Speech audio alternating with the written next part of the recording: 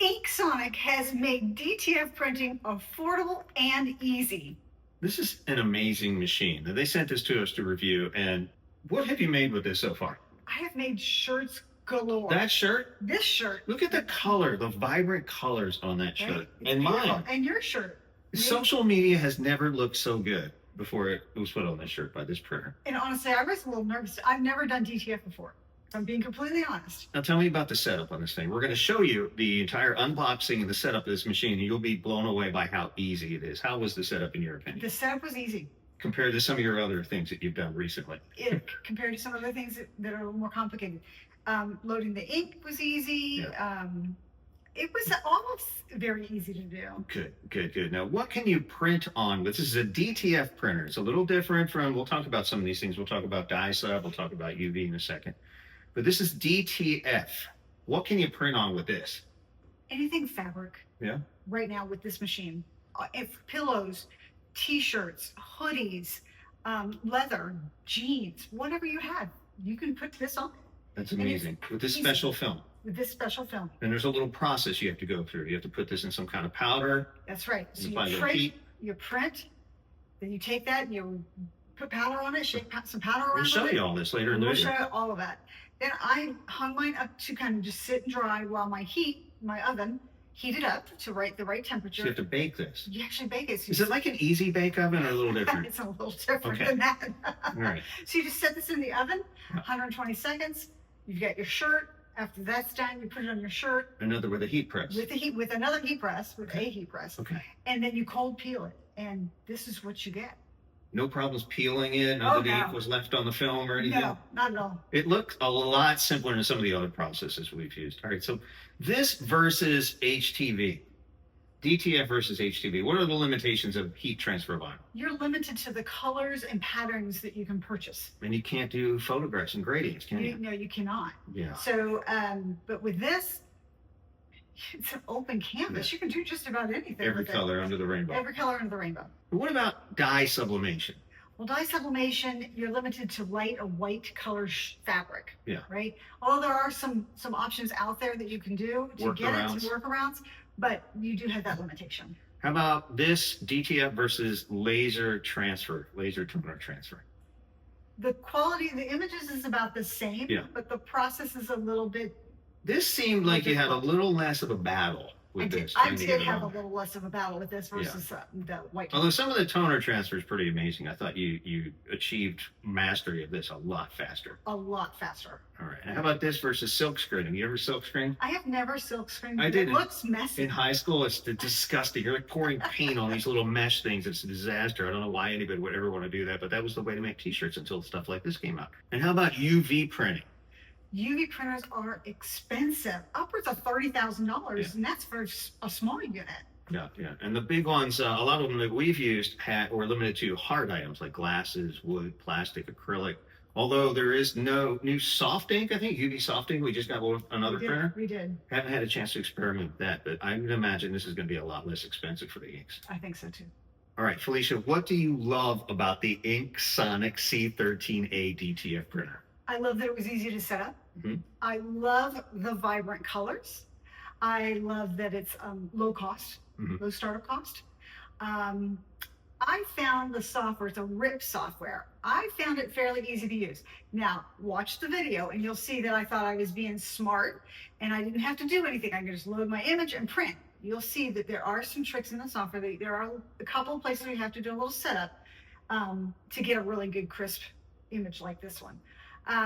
It prints fast. It really does. Yeah. It really does print fast. And you can print on white fabric, dark fabric. It doesn't matter. I like that this thing doesn't take up an entire room or empty an entire bank account. So let's take a look at the unboxing and the process involved with the InkSonic C13A DTF printer. The printer arrived in a wood crate, which we thought was pretty impressive. The packaging was excellent. And inside it was packed full of goodies. They gave us 2 black t-shirts, 2 white t-shirts. The red little box here is your software, and the instruction manual is excellent. They also gave us a heat press. This is your roll of film. They gave you this digital multimeter. as well as a packaging full of stuff that you would use for filling ink cartridges, as well as the cables you're going to need to plug this in, and some other little goodies inside the box. These are going to hold the roll of film on the back of the printer, and this is the oven. They actually sent us an oven as well, and inside there you'll find all the heat tubes that you need to install into the oven to get it to work. And then there it is. There is the InkSonic printer. It's a little bit heavy, so you're going to need a little bit of muscle to get it up on a table.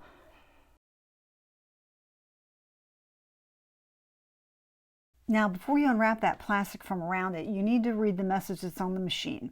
And basically it's saying that you need to install the software before you install the ink into the machine.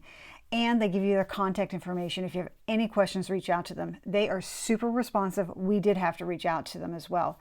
Now, these little things here, we weren't sure at first what they were for, but I'll tell you in a few minutes what they are actually for. But make sure you remove all the tape that's on the machine on the outside as well as on the inside, and you'll see that right there. So you want to make sure you remove all the ink, all the tape, and then you want to read this carefully. This is basically telling you that once you fill the ink into the machine, that it's no longer returnable. So you want to be cautious of that. Inside the right compartment, you'll find your ink bottles, as well as a sheet of paper that shows you what the print should look like when you actually do a test print. And this is a snapshot of everything that's inside the box. Your powders, 2 sets of inks. You've got cleaning fluids, again, your digital multimeter. Everything you need is right here in this box. It's all packaged well, and everything is described very clearly in the manual. Make sure you follow the user manual. It walks you through everything you need to do very clearly. So the first thing we're going to do is install the 2 brackets that's going to hold the roll of film onto the back of the machine. It's just 2 screws on each panel that get screwed into the back of the machine. Those 2 black cylinders that I said I wasn't sure initially what they were for, they go on either end of the roll of film, and then the silver bar runs through the middle of that, and you screw these little brackets onto either side of it to help keep that film in place. And it even has these locks, so you can lock that into place and it's not going anywhere. Now there's also a platform that attaches to the front of the unit, and you will have to assemble that with a couple of the silver pieces and rods that you got in your package. Once you have them assembled, they simply clip on to the front of the machine, and there is a paper cutter also built into it, which is super handy to have. Now let's talk about software installation. Inside the box you have a dongle and a USB drive and a cute little keychain. They also, in the packaging, give you a USB hub. So you attach that to your computer, you install the dongle as well as the USB drive, and then follow the instructions in the user manual. It walks you through step by step exactly how to install the software. Pretty straightforward. I found it fairly easy to do. Something to note, and it's important, this software only works on a Windows PC or Windows laptop. I tried to install this on my Mac and it did not work. So I switched over to a Windows laptop and it installed fine, exactly as the instructions show you. And this is what the software looks like once you get it loaded. The final step is to plug the machine in so that you can actually turn it on. You take the power cord, you plug it into an outlet, then you plug it into the back of the machine. You also take the USB cord, you plug that into the back of the machine as well as into that last slot on the hub, then flip that on switch on. In the front of the machine, hold the power button down for about 3 to 5 seconds until it starts blinking. That's when the machine actually starts doing its thing, and you'll see the carriage move a few times. Now for the film has a shiny side and a rough side. You want to make sure that when you put that roll on that the rough side is facing up. That's the side you're actually going to print on.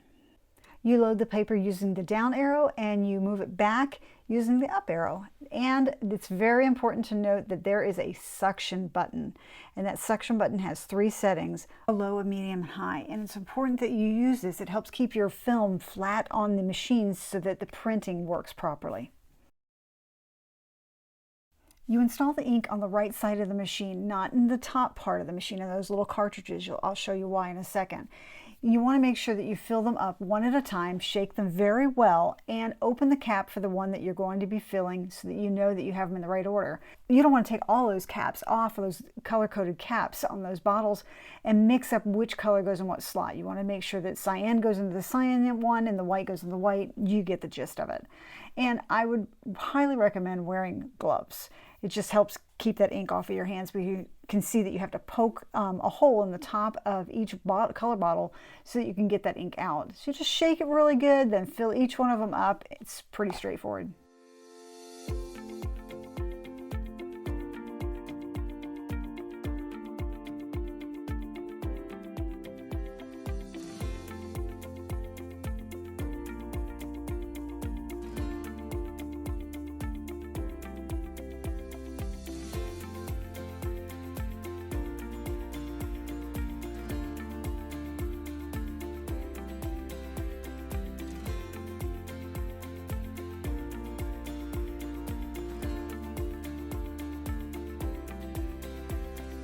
Now we're going to do what they call ink extraction, and you want to make sure the power button on the back is on, but the power button on the front is off.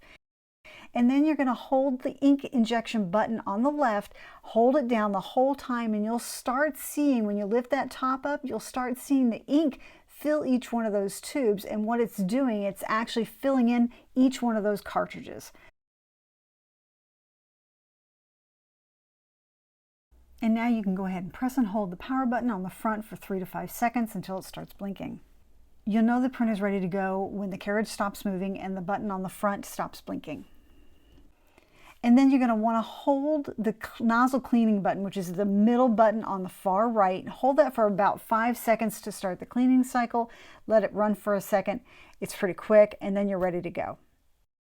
This is what your print's going to look like if you don't follow the instructions and make a couple of tweaks in the software. You can see I have that extra white on the outside of my image. And this is what happens if you don't turn suction on before printing. So inside the software, you can adjust your language and your unit of measure to what your preference is. And then the next step is click on those double arrows on the far right, and then click on the print button in the ribbon across the top, and make sure that your printer is selected. From there, we're going to click on the icon just to the left of that and make sure that our printer is the printer we're looking for here, which is our Epson stylus printer. And click on that gear button to the right of the print icon, and I'm going to go ahead and set this to manual print after rip. And that just means once the rip has finished, I will then be able to manually tell it to go ahead and print. So close the double arrows, and back on the main screen, I'm going to go under the canvas icon and make sure that my paper size is set to A3. And I'm ready to install my image. So the first button on the icon on the top is a new job, then a load job, but the fourth icon is where you upload your image. So I've found an image that I liked and I wanted to play with. It's really colorful, and you can scale it. There's a sizing options in the bottom left, or you can click and drag any one of the corners of the image to scale it to whatever size you're looking to do.